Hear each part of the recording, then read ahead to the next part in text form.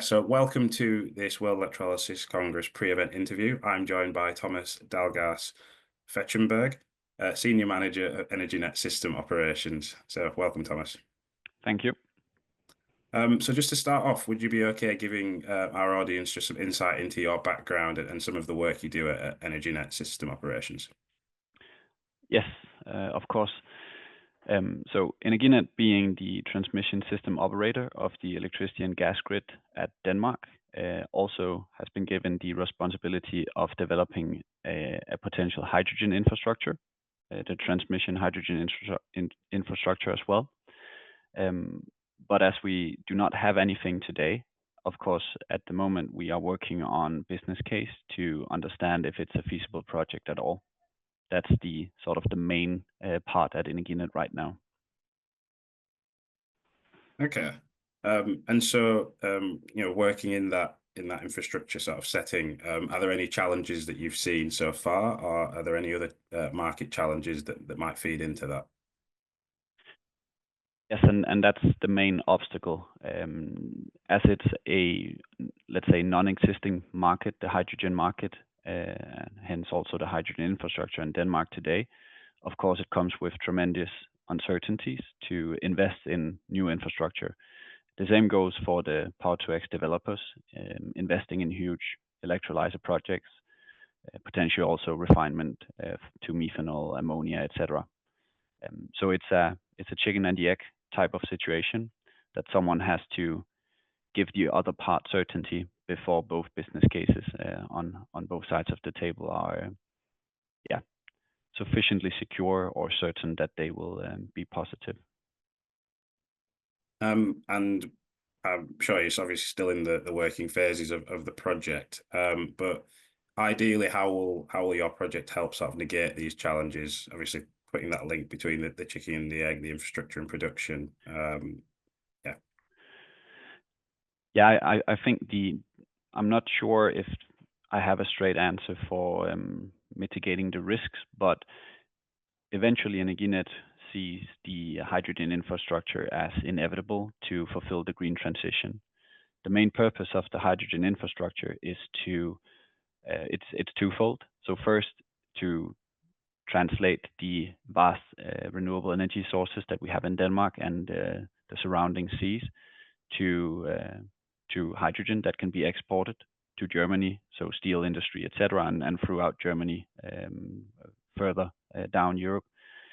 The second part is to succeed with the green transition in Denmark, and here specifically considering the hard to abate sectors, so converting hydrogen, so green electricity to hydrogen to could be a wide range of things, methanol, ammonia, kerosene for aviation, fertilizer, to become fully renewable in the whole energy system, not only electricity.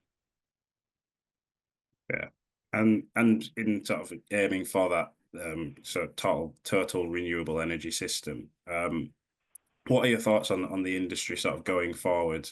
We obviously have 2030 dates that are fast approaching. Are you optimistic for the use of electrolytic hydrogen in the energy system?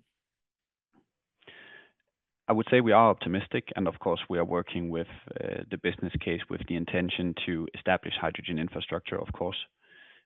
However, the timeline that we had to adjust a little is now on the other side of 2030, so beginning of 2030, so 2031, 32, 33, and in steps of expanding the hydrogen infrastructure. I would say one of our main concerns, at least also specifically from my perspective, as I'm responsible for the balancing of the electricity grid in Energinet, is the intrinsic flexibility that the hydrogen infrastructure brings. So what is normally denoted as line pack flexibility, so the pressure range that you can have in the infrastructure, becomes a huge asset on balancing the electricity grid because it allows electrolysis to operate in a flexible manner. So both price sensitive on the day ahead market, but also providing ancillary services to support the balancing of the electricity grid.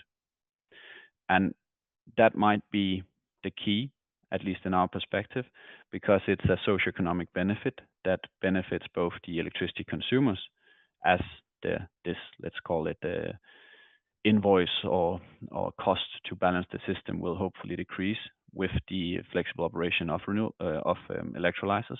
But at the same time, it's a company, let's say, value stream that you can tap into and reduce the cost of producing green hydrogen. So this levelized cost of hydrogen can also take quite a big reduction if you utilize flexibility from your electrolyzer. Okay, and so in some aspects, that's sort of helping, like you say, balance the grid. Is that managing things like curtailment that occur, and using the electrolyzer to sort of reduce that? Yeah, it's both better integration of renewables, so reducing curtailment, but it's also taking care of could be downwards balancing need if there is a surplus of renewables, or the opposite way around if you have a forecasting error that where you expected more renewable energy production that you ended up having, and hence the need to adjust either the production, increase that, or reduce the consumption electricity. So electrolyzers would of course be in some situations capable of one or the other, or even both.